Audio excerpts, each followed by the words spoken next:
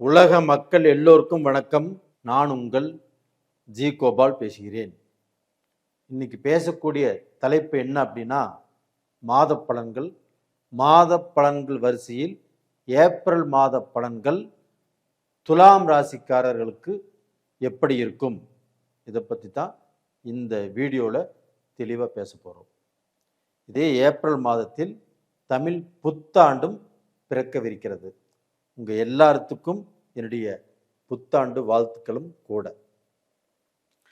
இப்போ இந்த ஏப்ரல் மாதத்தில் துலாம் ராசிக்காரர்களுக்கு கிரக அடைவுகள் எப்படி இருக்குன்னு பார்க்கலாம். அதாவது 5ஆம் இடத்தில் ராகு பகவான், துலாம் ராசிக்கு 6ஆம் இடத்தில் மீனத்தில் சனி பகவான், செவ்வாய் பகவான், சூரிய பகவான், புதன் பகவான், 4 கிரகங்களும் துலாம் ராசிக்கு 6ஆம் இடத்தில். 7ஆம் இடத்தில் சுக்கிரன் மேஷத்தில். அது போக 9ஆம் இடத்தில் குரு பகவான், 11ஆம் இடத்தில் கேது பகவான்.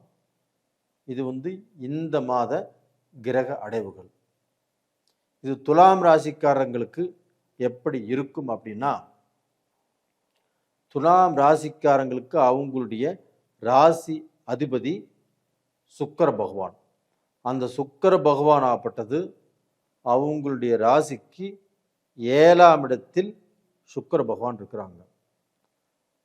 அப்போ அந்த சுக்கிர பகவான் 7ஆம் இடத்துல இருந்து 7ஆம் பார்வையாக அதே சுக்கிர பகவானுடைய வீட்டையே பார்க்குறாங்க.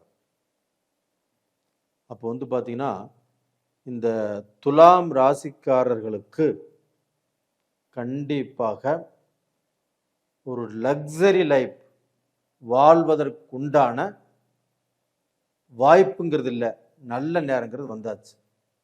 ஆனால் இதுவரைக்கும் அவங்க கஷ்டப்பட்டாங்க, அவங்க சம்பாரிச்சாங்க அப்படின்னா அவங்க அண்ணன் தம்பி அக்கா தங்கச்சி அம்மா அப்பா அவங்களுடைய வேண்டப்பட்ட உறவினர்கள் வேண்டப்பட்ட நண்பர்கள் இவங்க எல்லாரும் நல்லா இருக்கணும்னு சொல்லி இவர் கஷ்டப்பட்டு இவங்க உழைத்து அவங்க எல்லாத்துக்கும் தான் கொடுத்தார். அதுல இவர் ஏதாவது அனுபவிச்சாரா அப்படின்னா எதையுமே அனுபவிக்கவில்லை. அப்ப எல்லாத்துக்குமே இவர் கஷ்டப்பட்டு உழைச்சு எல்லாத்துக்குமே செஞ்சுட்டு நம்மளுக்கு எதுவுமே நாம் செஞ்சுக்கலையே அப்படின்னு நினைக்கக்கூடிய நேரகாலங்கள் கடந்த 3 வருஷத்தில் மட்டும்தான் வந்திருக்குது. அப்ப அந்த எண்ணங்கள் வரும்போது இவங்களுக்கு பொருளாதாரம் திருப்தியாக இல்லை. அப்ப இன்னைக்கு பார்த்தீங்கன்னா, இந்த துலாம் ராசியை குரு பார்க்கறதுனாலையும் இந்த துலாம் ராசியுடைய அதிபதி 7ஆம் இடத்துல இருப்பதனாலையும் ஏப்ரல் 14ஆம் தேதி சூரிய பகவான் அந்த மேசத்துக்கு உச்ச பலம் அடைவதாலையும் கண்டிப்பாக இவர்களுக்கோசரம் ஒரு வாழ்க்கை வாழுவதற்குண்டான டைம் வந்தாச்சு. அப்போ இவங்களுக்கு 7ஆம் இடத்துல சூரிய பகவான் உச்சம். அந்த சூரியன் அப்படிங்கிறது இவங்களுக்கு 11ஆம் இடத்து அதிபதி. அந்த 11ஆம் இடத்து அதிபதி 7ஆம் இடத்துல போய் உச்ச பலம் அடையும் போது இவர்களுக்கு அந்த வாழ்க்கை ஸ்தானம், கணவன் மனைவி குடும்பம், இந்த இல்லற வாழ்க்கை குடும்ப வாழ்க்கையாகப்பட்டது சந்தோஷமாகவும் மன நிறைவாகவும், இதற்கு முன்னாண்ட ஆண் தப்பு செய்திருந்தாலும் அந்த தப்பை மனைவி கிட்ட ஒத்துக்குவாங்க, பெண் தவறு செய்திருந்தாலும் அந்த பெண்ணும் தன்னை உணர்ந்து அந்த தப்பை கணவன்கிட்ட ஒத்துக்குவாங்க. ஒற்றுக்கொண்டு இவர்கள் ஒரு அருமையான வாழ்க்கை வாழ்வதற்குண்டான வாய்ப்பு உருவாகிறது. அதுபோக அந்த சுக்கிர பகவான் ஆகப்பட்டது ஏப்ரல் 20ஆம் தேதி இவங்களுடைய ராசிக்கு 8ஆம் இடத்துக்கு வர்றாங்க. அந்த 8ஆம் இடத்துல சுக்கிர பகவான் ஆட்சி. அப்ப அந்த சுக்கிர பகவான் ஆட்சியாக இருக்கிறதுனால கண்டிப்பாக இவர்கள் ஒரு லக்ஸரி லைஃப், அதாவது ஒரு நல்ல வீடு கட்டுவாங்க, நல்ல வீட்டை வாங்குவாங்க. இல்லைன்னா வந்து பார்த்தீங்கன்னா இவங்களுக்கு ஏதாவது ரூபத்தில் அந்த சூரிய பகவான் உச்சமாக இருக்கிறதுனால வேலையில் ப்ரமோஷன் கிடைக்கும்.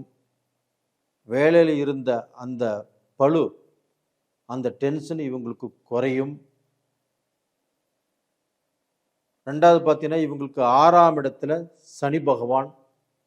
இந்த 6ஆம் இடத்தில் இருக்கக்கூடிய சனி பகவான் இவங்களுக்கு குருவுடைய வீட்டில் இந்த சனி பகவான் இருக்கிறாங்க. அதே குரு பகவான் 5ஆம் பார்வையாக துலாம் ராசியை பார்க்குறாங்க. அப்போ டோட்டலாக பார்த்தீங்கன்னா இந்த ராசியை குரு பார்ப்பதும் யோகம், 6ஆம் இடத்தில் குருவுடைய வீட்டில் சனி பகவான் இருப்பதும் இவங்களுக்கு அற்புதமான யோகம். அப்போ இவங்க வந்து புதிதாக ஒரு தொழில் ஆரம்பிக்கணும்னு நினைச்சாலும் தாராளமாக ஆரம்பிக்கலாம். அது போக இவங்க ரொம்ப நாளாக நினச்சிட்டு இருந்த ஒரு வியாபாரமோ ஒரு பிஸ்னஸோ பண்ணணும்னு நினச்சாலும் பண்ணலாம். அதுபோக இவங்க செய்யக்கூடிய பிஸ்னஸை டெவலப் பண்ணணுமா பண்ணலாம். இப்போ இங்கே ஒரு பிரான்ச் இருக்குது, இன்னொரு பிரான்ச் இன்னொரு இடத்துல ஓப்பன் பண்ணணும்னு நினச்சாலும் தாராளமாக செய்யலாம். அதற்குண்டான வாய்ப்புகள் இப்போ உங்களுக்கு வந்து நெருங்கி வந்துட்டு இருக்குது. இந்த ஏப்ரல் மாதம் குரு பகவானும் உங்களுக்கு 9ஆம் இடத்தில் இருப்பதாலும் பாக்யஸ்தானத்தில் குரு பகவான் இருப்பதாலும் அந்த குரு பகவான் உங்களுடைய ராசியவே பார்ப்பதாலும் தாராளமாக இவங்களுடைய வாழ்க்கையே, அதாவது பொருளாதாரத்தை டெவலப் பண்ண எந்த முயற்சி வேணாலும் எடுத்துக்கலாம். சனி பகவான் சப்போர்ட் பண்ணுவார். சனி பகவான் உங்கள் தொழிலை சக்ஸஸ் பண்ணுவார்.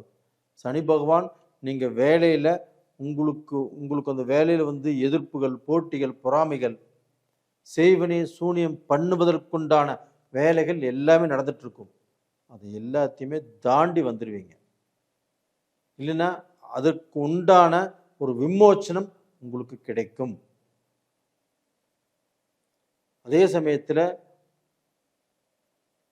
உங்களுக்கு வந்து பார்த்தீங்கன்னா இந்த புதன் பகவான் 12ஆம் இடத்து அதிபதியும் 9ஆம் இடத்து அதிபதியுமான அந்த புதன் பகவான் 6ஆம் இடத்துல நீச்சமாக இருக்கிறாங்க. அப்போ வந்து துலாம் ராசிக்காரர்களாகப்பட்டது நீங்கள் சனியுடன் நீச்சமானதுனால ஒரு விஷயத்தை செய்ய போகிறீங்க அப்படின்னா ஒரு குழப்பங்கள் வரும். இது செய்யலாமா, செய்யக்கூடாதா, செய்யலாமா, செய்யக்கூடாதா அப்படிங்கிற ஒரு இக்கட்டான சூழ்நிலையில் குழப்பங்கள் வரும். அந்த பீரியடில் மட்டும் உங்களுக்கு குருவாக நினைக்கிறவங்க, இல்லைன்னா உங்களுக்கு ஒரு பெஸ்ட் ஃப்ரெண்டு, இவர்களிடத்தில் நீங்கள் சஜஷன் கேட்டுக்கிறது ரொம்ப நல்ல விஷயம். அதே சமயத்தில் ராகு பகவான் 5ஆம் இடத்துல இருந்து உங்களுக்கு குழந்தைகளால், இல்லைன்னா உங்களுடைய மக்களால் அவங்க தலையெடுத்து அவங்க திருமண காலம் வந்து, இல்லைன்னா படித்து வேலைக்கு போய் இன்னைக்கு இந்த மாதிரி சமயத்தில் அவங்கனால சில மன வேதனைகள் கண்டிப்பாக வரக்கூடிய காலகட்டங்கள். அந்த மன வேதனையையும் குரு பகவான் அந்த ராகுவை பார்த்ததுனால அந்த மாதிரியான மன வேதனைகள் வந்து கண்டிப்பாக தீர்ந்து போயிடும். அதனால் தைரியமாக இருக்கலாம். அப்போ வந்து இந்த பீரியடில் துலாம் ராசிக்காரங்களுக்கு அதாவது இல்லத்தரசிகளுக்கு கண்டிப்பாக நல்ல ஆடைகளோ ஆபரணங்களோ கண்டிப்பாக நீங்கள் அடகு வச்சுருந்தாலும் திருப்புவீங்க. இல்லைன்னா புதுசாகவும் ஏதாவது வந்து உங்களுக்கு வந்து சேரக்கூடிய வாய்ப்புகள் இந்த பீரியடில் இருக்குது. ஆனால் அதே சமயத்தில் உங்களுக்கு வந்து இந்த புதன் பகவான் நீச்சமானதுனால யாரையுமே அவ்வளவு சீக்கிரம் நம்பிடாதீங்க. நம்பி அவங்களுக்கு பணத்தை கொடுப்பதோ, இல்லை அவங்களுடைய பிரச்சனையை தூக்கி நீங்கள் தோளில் போட்டுக்கிறதோ, இல்லை அவங்களுக்கு ஜாமீன் போடுவதோ, இது எல்லாமே வேண்டாம். அதில் கொஞ்சம் பொறுமையாக இருங்க, நீங்கள் கண்டிப்பாக தப்பிச்சுக்குவீங்க. அதே சமயத்தில் இந்த சமயத்தில் நீங்கள் வணங்க வேண்டிய தெய்வம் எது அப்படின்னா உங்களுடைய ராசிநாதன் சுக்கிர பகவானை,